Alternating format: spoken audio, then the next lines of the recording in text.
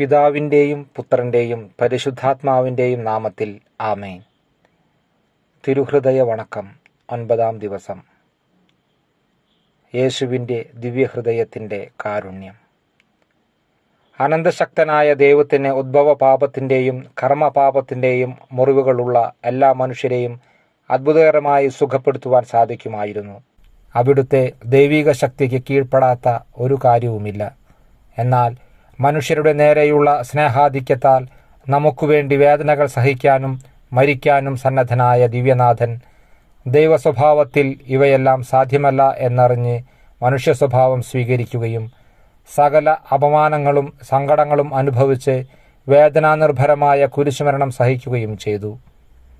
പാപവും കാപട്യവും നിറഞ്ഞ മനുഷ്യർ അവരുടെ ജീവിതകാലത്തിൽ സഹിച്ചിട്ടുള്ളതും ഭാവിയിൽ സഹിപ്പാൻ സാധ്യതയുള്ളതുമായ എല്ലാ ദുഃഖദുരിതങ്ങൾ ചേർത്തുവെച്ചാലും യേശു അനുഭവിച്ച കഠോര പീഡകൾക്ക് തുല്യമാകയില്ല.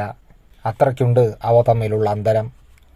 നാം ദാരിദ്ര്യത്തിൽ വലയുന്നുവെങ്കിൽ സർവ്വലോകത്തിൻ്റെയും സൃഷ്ടാവും പരിപാലകനുമായ യേശു കഠിന ദാരിദ്ര്യം അനുഭവിച്ചുവെന്ന് ചിന്തിക്കുക. നാം അപമാനഭാരം കൊണ്ട് ക്ലേശിതരാണെങ്കിൽ സ്വർഗവാസികളുടെയെല്ലാം ആരാധനാ സ്തോത്രങ്ങൾക്ക് അർഹനായ മിശിഹ തീർത്തും നിസ്സാരരായ നമ്മേക്കാൾ അപമാനിതനായി എന്ന് ധ്യാനിക്കുക.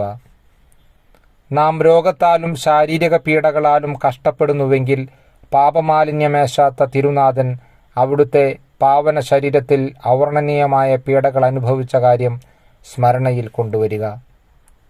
നാം ഭയത്താലും മാനസിക വേദനകളാലും സർവോപരി നിരാശയാലും ഞെരുക്കപ്പെടുന്നുവെങ്കിൽ ക്രിസ്തുനാഥൻ്റെ ദിവ്യഹൃദയം ഗെത്സമേൻ തോട്ടത്തിൽ അചിന്ത്യമായ ആത്മവേദനകളും ഭയം, പരിത്യക്തത എന്നിവയും അനുഭവിച്ച കാര്യം ധ്യാനിക്കുക. ഇങ്ങനെ അതുല്യങ്ങളായ വേദനകൾ അനുഭവിച്ച യേശുവിൻ്റെ ജീവിത ക്ലേശങ്ങളെപ്പറ്റി വിചിന്തനം നടത്തുന്നുവെങ്കിൽ നാം അനുഭവിക്കുന്ന വേദനകളെല്ലാം നിസ്സാരവും അഗണ്യവുമെന്ന് കാണാവുന്നതാണ്. നമ്മുടെ കഴിഞ്ഞകാല ജീവിത പ്രവർത്തനങ്ങളെപ്പറ്റി ശരിയായി പരിശോധിക്കുകയാണെങ്കിൽ നാം അനുഭവിക്കുന്ന ക്ലേശങ്ങളെല്ലാം നമ്മുടെ പാപങ്ങളുടെ പരിഹാരത്തിന് മതിയാവുകയില്ലെന്ന് ബോധ്യപ്പെടുന്നതാണ്. നിത്യനിർമ്മലനായ മിശിഹായുടെ ദിവ്യഹൃദയം അനുഭവിക്കുന്നവയാകട്ടെ നമ്മുടെ ആത്മരക്ഷയിലുള്ള അവിടുത്തെ താൽപ്പര്യത്തെ പ്രതിയും സ്നേഹത്തെ പ്രതിയുമാണെന്നും കാണാവുന്നതാണ്.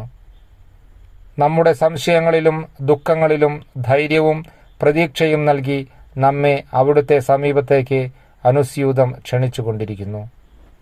എൻ്റെ ആത്മാവെ, പ്രലോഭനങ്ങളൊന്നുകൊണ്ടും ക്ഷോഭിക്കാതെ ഈ ദിവ്യഹൃദയത്തിൽ സ്ഥിരമായി നിന്നുകൊള്ളണമെന്ന് പ്രതിജ്ഞ ചെയ്യുക. നമുക്ക് പ്രാർത്ഥിക്കാം. കരകാണാത്ത കരുണാസമുദ്രമായ യേശുവിൻ്റെ ദിവ്യഹൃദയമേ, അങ്ങേ ഞാൻ ആരാധിക്കുന്നു.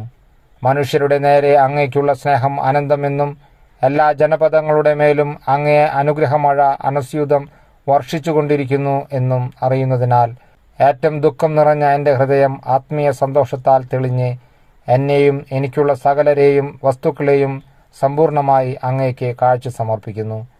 സ്നേഹനാഥ, എൻ്റെ ഈ വിനീത ബലി കാരുണ്യപൂർവ്വം സ്വീകരിക്കണമേ.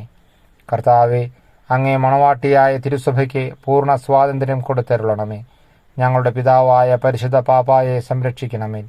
എല്ലാവരും അങ്ങേ ഏക സത്യസഭയെ അറിഞ്ഞ് ഏക ഇടയൻ്റെ കീഴാകുന്നതിനെ വേഗത്തിൽ ഇടവരുത്തണമേ.